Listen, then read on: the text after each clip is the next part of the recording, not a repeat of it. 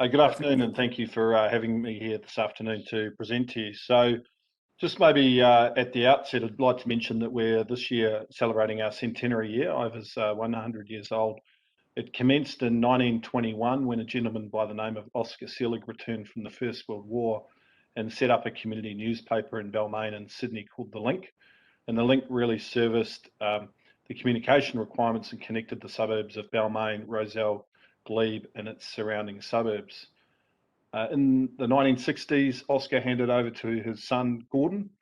And if we move forward to 2021 today, we have third generation family still in the business, with Jeff Selig being our executive chairman and Paul Selig being an executive director on our board, still meaningfully involved in the running of the business and the fabric of what IVE Group is about today. Clearly, through that 100 years and more so since the 1990s, we've moved significantly from being just a printer or a community newspaper producer into a very diversified, broad marketing communications group. And I'll cover some of those aspects with you as we go through today's presentation. We recently announced our full year results for FY21, revenues of 656 million and EBITDA of just over 100 million, including JobKeeper, and that compared to a guidance range of 98 to 100 million, so just ahead of our guidance range. Pleasingly, through that period, it was great to see the gross profit margin holding up and exceeding where we were last year at 48.1%, a really good sign of our ability to leverage our supply chain and also bundle products and services that we sell to customers and protect margin accordingly, and NPAT of 30.2 million, including JobKeeper. Earnings per share was an 8.4% increase over PCP at 13.5 cents, and very strong operating cash flow at $97 million, excluding AASB 16. One of the really pleasing things of that last 12-month period, given the volatility with COVID, has been the strengthening of our balance sheet. And through the last financial year, we paid down almost $60 million of net debt and finished at 30 June with $77.3 million net debt and cash on hand of $107 million. And we have since gone on, since the announcement of our full year results, to repay $50 million of our senior debt facility. And our final dividend of 7 cents per share, fully franked, took our full year dividend to 14 cents. So a very, very strong set of numbers from the company in a period of time where there was extreme volatility in the markets that we operated in, and a lot of uncertainty, but an excellent performance across the board from all parts of the business and the 1,600 staff that we employ. From a business perspective, as I mentioned earlier, from the 1990s and through until now, we still have a very strong strategy of diversification and pursuing growth opportunities. A clearly defined and well-executed strategy that has been a mixture of both organic growth, investment into the business, and acquisition growth initiatives as we've gone along through that period of time. The listing in 2015 of the business on the ASX, the strong free cash flow that we generate, combined with our access to capital, really enabled the company to successfully execute a transformational investment program over the last 6 years to build out the integrated communications offer that we have today. Our business is highly resilient. We've seen a lot of change in our market over the last 18 months, but across all aspects of our value proposition, we hold leading market positions, and we have a very diverse revenue mix, which enables margin protection and reliable cash flow and protects a strong balance sheet. Continuing that strategy of growth and looking for initiatives that are going to drive EPS accretive opportunities for us, we've set aside $30 to $40 million as we look over the next financial year, the current one that we're in, to pursue initiatives to continue to expand our offer. So these will look at the enhancement and amplification of our Lasso digital catalogue business, which I'll talk to you about in a couple of slides' time. Exploring complementary adjacencies for the business. So with our exposure to fibre-based packaging today, we see an opportunity to really step more meaningfully into that sector. We have a small presence in Victoria in that space today, but there's clearly an insatiable appetite in the world and in Australia for more fibre-based packaging solutions. And we see that as a natural sector for us to either expand into organically or through acquisition.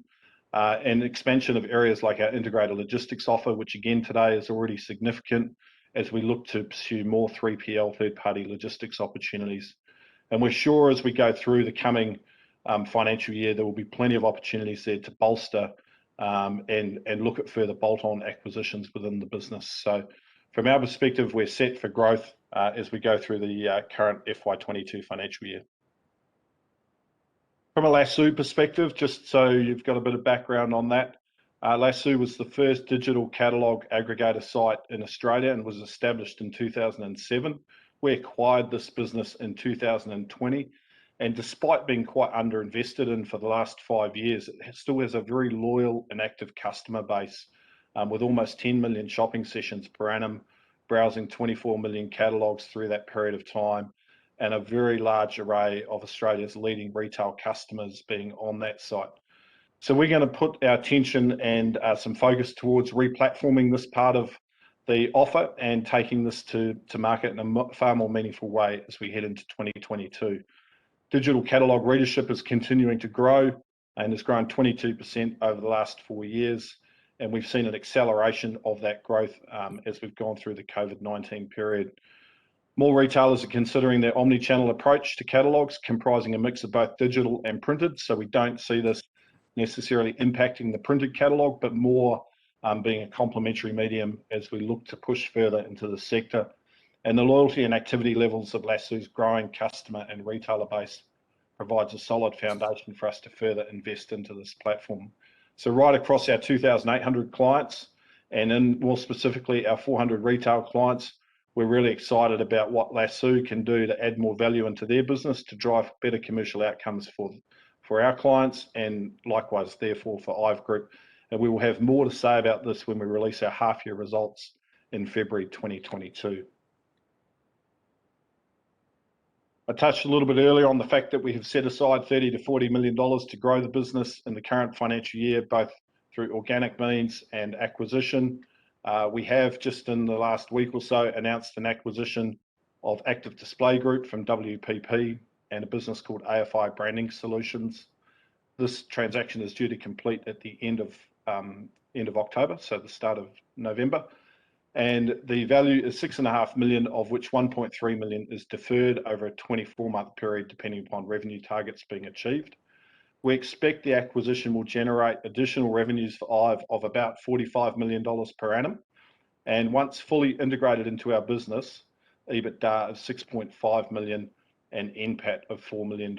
So a very meaningful set of metrics for that acquisition, and that equates to about 2.8 cents per share at an EPS level.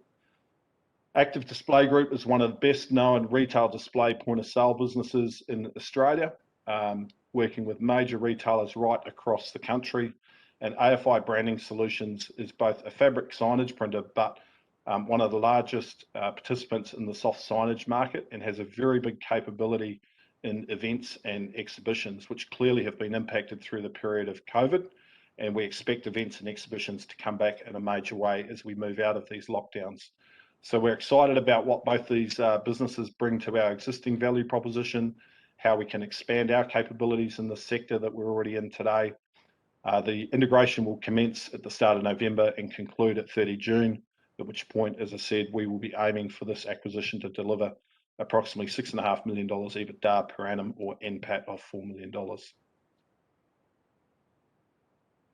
This slide really gives you a feel for the breadth and diversity of IVE Group's value proposition and our offering in the market as it stands today across our $656 million of revenue from FY21.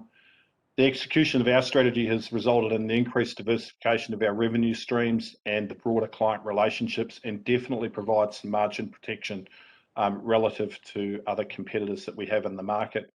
It's our long-term strategy to continue to evolve this value proposition, and our product and service offering has resulted in a large proportion of our clients engaging with our business across multiple parts of the business. So we have many, many clients engaging more than one product or service with IVE Group when you look across all of those capabilities on the right-hand side of the screen there.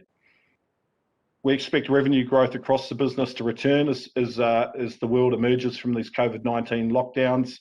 And we believe we're really well positioned to capitalise on these opportunities across multiple sectors and to continue to grow the market share of the business and take advantage of our leveraged cost base as these revenues return to the business.